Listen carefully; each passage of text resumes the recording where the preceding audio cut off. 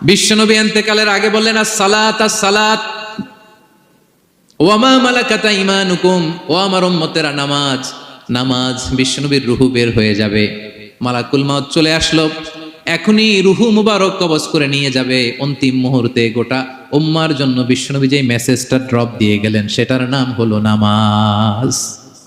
সালাত as-সালাত, উম্মতেরা নামাজ নষ্ট করো না, নামাজ নষ্ট করো না। আউয়ালু মা ইউহাসাবু বিহিল আবদু ইয়াউমাল কিয়ামাতি as-সালাহ। কিয়ামতের ময়দানে সর্বপ্রথম আল্লাহ যে জিনিসটার হিসাব চাইবেন সেটা কি? ফা ইন সালুহাত সালুহা সাইরু আমালি। এটা যদি ঠিক হয়ে যায় পুরো আমলনামা ঠিক হয়ে যাবে। ওয়া ইন ফাসাদাত ফাসাদা সাইরু আমালি। নামাজের হিসাব দিতে যেয়ে যদি আপনার গন্ডগোল লেগে যায়, আপনার পুরো আমলনামাটারে গন্ডগোল করে দিবে কে? এজন্য সবার আগে সালাত।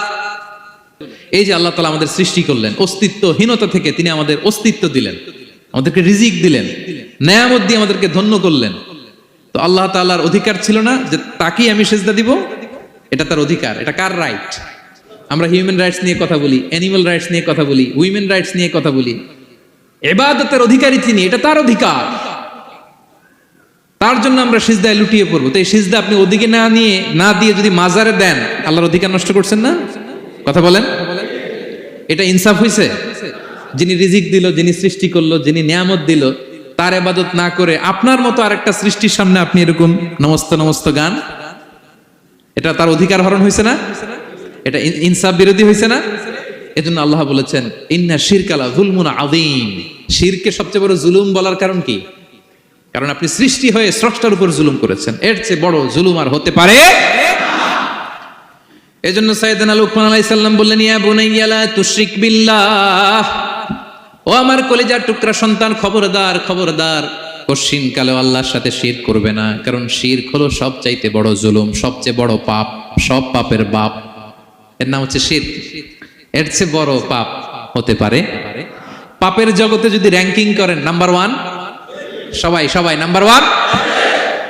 আল্লাহ সব মাফ করে দেয়, সব গুনাহ তিনি ক্ষমা করে দেয়, সব পাপকে তিনি চাইলেই মোচন করে দিতে পারেন, শুধুমাত্র কেবলমাত্র শিরকের গুনাহ ছাড়া। ঠিক কিনা? ইন্নাল্লাহা লা ইয়াগফিরু আন ইউশরাকা বিহি ওয়া ইয়াগফিরু মা দুনা যালিকা লিমান ইয়াশা।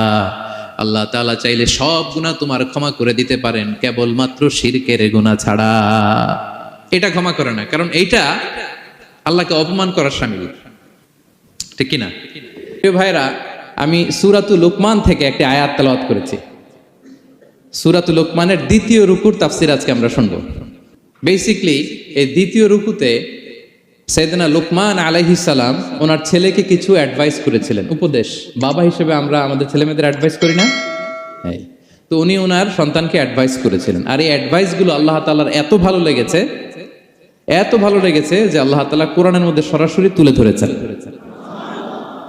তার মানে আল্লাহ তাআলা বুঝাতে চান আমরাও যেন আমাদের সন্তানদেরকে অ্যাডভাইসগুলো করি। এবং আপনি অবাক হবেন, আমরা যখন তাফসীরের ইন ডেপথ তাফসীরে যাব, ভিতরে ঢুকবো, আপনি অবাক হবেন যে 3000 বছর আগের সেই উপদেশমালা কিভাবে এই মডার্ন টাইমের সাথে এত প্রাসঙ্গিক হতে পারে।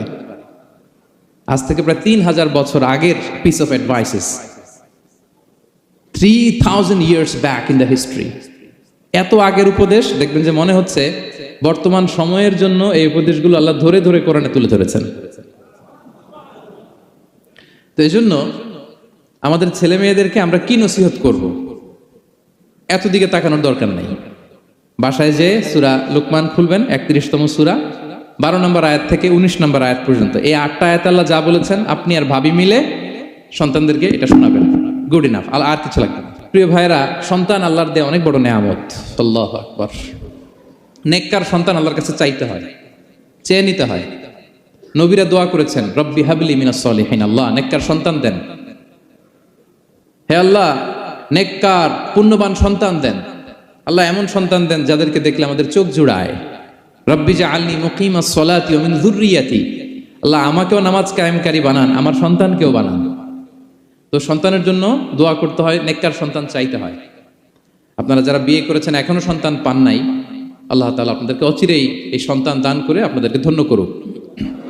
যারা এখনো বিয়ে করেননি, বিয়ের পরে আল্লাহ তাআলা আপনাদেরকে সন্তান দান করুক। এটা অনেক বড় নেয়ামত, এটা অনেক বড় নেয়ামত। এটা আল্লাহর কাছে চাইতে হয়। তো এই আলোচনাটা সবার সাথে প্রাসঙ্গিক। যারা বাবা তাদের তো লাগবে ইনস্ট্যান্ট, আজকে রাত্রে যেই শোনাইতে পারবেন। যারা বাবা হতে যাচ্ছেন তারাও আগে থেকে জেনে রাখলেন, ওয়েল প্রিপেয়ার্ড। আর যারা এখনো বিয়েই করেন নাই, প্ল্যান করে রাখেন যে এইটা আমি আমার ওয়াইফের সাথে প্ল্যান করে এই নাসিহাগুলো আমার সন্তানদেরকে আমরা শোনাবো।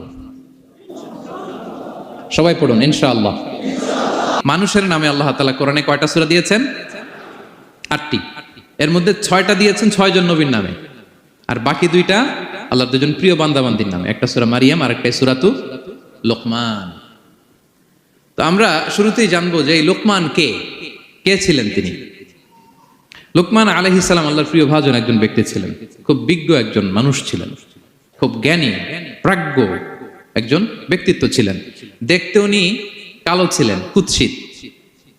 চামড়াটা কি ছিল? কালো, ব্ল্যাক। তার মানে ব্ল্যাক হইলেই কাউকে ছোট করা যাবে না। কাজী নজরুল বড় সুন্দর লিখেছেন, কালো আর ধলো বাহিরে কেবল, ভিতরে সবাই সমান রাঙ্গা। কেটে দিলে রক্তের রং, যে কালো রঙের তার রক্ত, যে ধবধবে সাদা তার রক্ত লাল। তাহলে ব্ল্যাক হইলেই কাউকে ছোট করা চলবে না। সাইয়েদনা লুকমান আল হাকিম কুৎসিত বর্ণের একজন মানুষ ছিলেন, খাটো একজন মানুষ ছিলেন। কোথায় থাকতেন? মিশর, সুদান, ইথিওপিয়া, যেটা আগের নাম ছিল হাবাসা, এই রিজিয়নে। কেউ কেউ বলেছেন মিশরের কোন একটা এলাকায়, কেউ সুদান, কেউ ইথিওপিয়া। তো রিজিয়নটা কাছাকাছি। কি করতেন? কোন কোন মুফাসসির বলেন তিনি দর্জি ছিলেন, দর্জি। কেউ কেউ বলেন তিনি ছিলেন কানা নাজ্জারান, নাজ্জার মানে কাঠমিস্ত্রি ছিলেন। আবার কোন কোন মুফাসসির বলেন তিনি ছিলেন রাইল গানাম, মেষ পালক। বেশিরভাগ তাফসিরে এসেছে তিনি মেষ পালক ছিলেন, ছাগল চড়াতেন, যেটা নবীদের পেশা ছিল, দায়িত্ব ছিল। ওনারা ছাগল চড়াতেন শুরুর দিকে। তো লোকমান হাকিম তিনিও ছাগল চড়াতেন এবং তিনি দাস ছিলেন, মুক্ত জীবন তার ছিল না। তিনি একজন